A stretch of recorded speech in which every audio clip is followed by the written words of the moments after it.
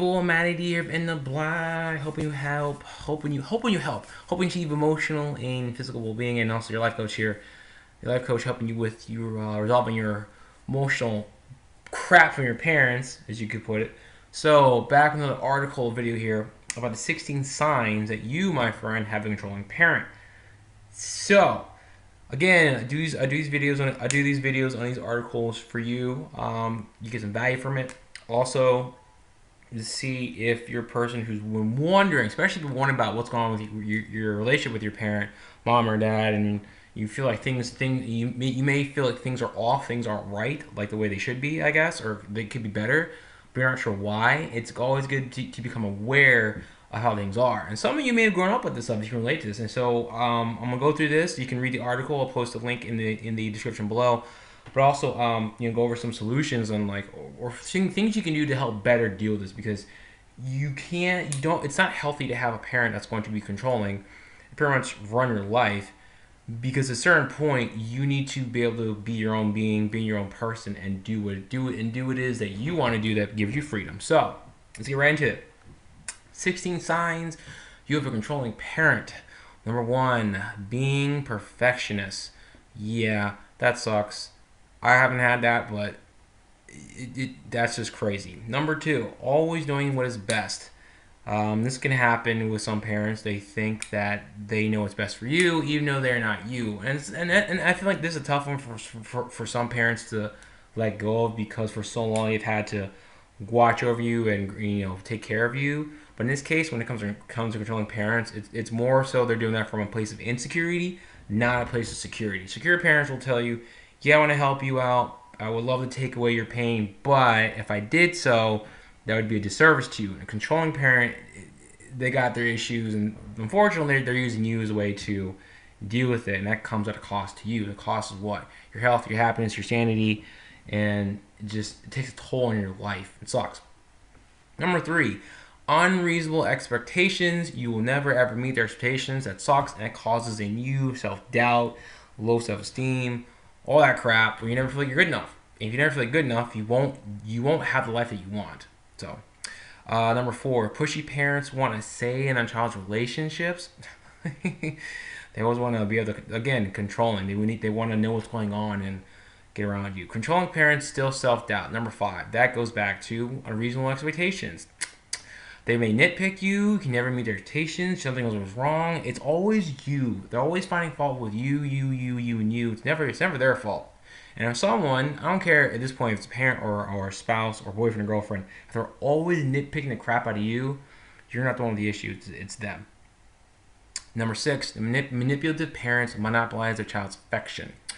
This is a good one. They may be selfish about your love, and they may try to cut you off from pretty much your friends or let you have a social life because they want you all themselves, which is really fucked up. And it says here, it may even go so far that they may withdraw monetary support.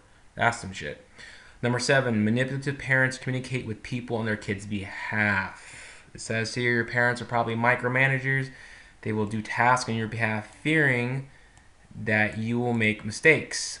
Their actions make you feel as though you cannot be responsible for yourself. And again, it's a disservice, but again, they're also doing this because they got some issues. Number 8, controlling parents make decisions without input from their children. I haven't really seen this in my life, but it's gotta suck. Control freaks, again, controlling parents. They try to control every aspect of you, make decisions for you without asking you, and that's gotta feel annoying, frustrating, and it probably feels downright disrespectful. Like, you don't trust me to make a decision on something else? Number 9, controlling parents always contact their children. It says here your parents will bombard you with phone calls so they are pushy. And it also says that your parents may even cross the line and inquire about your sexual relationships. My mother tried that. My mother tried that with me a couple times with a couple of girlfriends, and always asked me, like, are you wrapping it up? And blah, blah, blah. I remember, and true story. I remember the first time I had my very first girlfriend, serious long relationship. I brought her over to my mom's house. And my mom had asked me to go downstairs with the recycling to get something or take it out. And then my mom had never spoken to or met my girlfriend at the time. And then I remember coming back, and Jessie was her name, was like, yeah, your mom asked us if we're having sex and asked me if we're using protection. I was like, what the fuck? Like, that is so beyond respectful. Then Jesse had to leave to do something, and my mom asked me, you guys using condoms or whatever? I was like, Jesus Christ. And so the funny thing is, at the time, one, I thought it was disrespectful and rude. You don't ask that in the first time you meet anybody. But number two, I didn't realize how out of line that was. Until I told my father about it. My dad was like, it's none of your fucking business. My dad was like, it's none of your business. I'm like, oh. Like, shit like that. So I can relate to a little bit on that and inquired about such relations. My mother at the time was trying to be controlling and trying to make sure that like I wasn't gonna make her a grandmother when she didn't want to, even though she had no control of that nor say, and whatever. But anyways, I'm digressing. So number 10, these parents always fight their children's battles. They may not allow you to solve your own problems, and they're always trying to like I guess save you in this sense. But that screws you up and is a true disservice to you. Number 11, controlling parents burden their children with unnecessary responsibilities. That's some bullshit right there too. They're trying to monopolize your time, and so it says your parents may overload you with responsibilities. The weight may make you feel as though you cannot have a life of your own. That's crap. Number 12, push parents always around. They always be around you apparently, according to what this says. They have no concept of boundaries, from what I've noticed from this thing. Number 13, pushy parents are too involved in children's activities. They become too involved in social life and often give the details to the front. Yeah, no. Number 14, controlling parents are passive aggressive. Oh my god, I can relate to this one so well. Pushy parents are often passive aggressive. They withhold affection or communication until you fall in their line. Their silent judgment is a form of control. My mom does this. She's a master at this shit. In fact, at the time of this video being recorded, she's doing this to me right now. My mother, if you do not fall in line with what she wants you to do, and apologize to her and do what her way is, regardless if it works for you or not, we'll cut your ass off, won't say shit to you, won't do anything. At the very least, what she's done lately is that she sent me Christmas cards and birthday cards, but then in the cards themselves has written in there, not anything personal. As I like to say, my mom will let the card speak for herself. She writes in there, Mom. That's it. Not love mom or anything, just Mom. I'm like, alright, what the fuck? But passive aggressive shit like that. And if your parent is doing this to you, it is a form, I would consider it to be a form of abuse. It is a form of control. It is childish as shit because if your parent's 40, 50, 60 years old and they're acting like they're 16, they got some fucked up things to do with. Like, that's the way it is. So, number 14 is, and passive aggressive is the most annoying one to deal with because it's hard to not it's hard not to get involved and get into it to what they do because it pisses you off, it's frustrating, and they say things that annoy shit at you. Whereas if they're more overt and say things, you can respond back. The passive aggressive is like a trap that you have to be constantly aware of what's going on and go about a totally different way to deal with it, which I did a video on, which I'll put a link for that video in this also. But number 14, I relate to a lot, and I feel like on this one, for me, from my experience, is the most annoying one that'll make you want to pull your hair out, and that's where you have to go. Let's look at this different and deal with it a different way. Number 15, pushy parents are impatient, and this sucks. Yeah, I didn't have an impatient parents, but controlling parents are anxious. I guess in this case, if you had that parent, they don't want to listen to you and they want to do things their way. As it says, to them, your methods are a waste of time. Theirs are always the best. Whoa. Did I really screw up in this video? Oh my god, didn't it say 16? Where's it 15? 16 signs, and it gives me 15. Well, then I was wrong, and I lied in this video. Congratulations, everybody. Only gives 15. Where's the last one? But anyways, it gives a solution here at the bottom. What you can do, and I promise that. It says, do not be discouraged. Empower yourself. You may have parents who try to keep you in an Alcatraz-like emotional prison, but you're responsible for your actions. And like I was going to say here, I will say this, develop boundaries. It says develop a plan to set boundaries and gain control of your life. Because here's what you have to do in this case. If you're dealing with parents who are controlling, it doesn't matter if they're passive aggressive, whatever it is, you are responsible for your action and your thoughts. You are.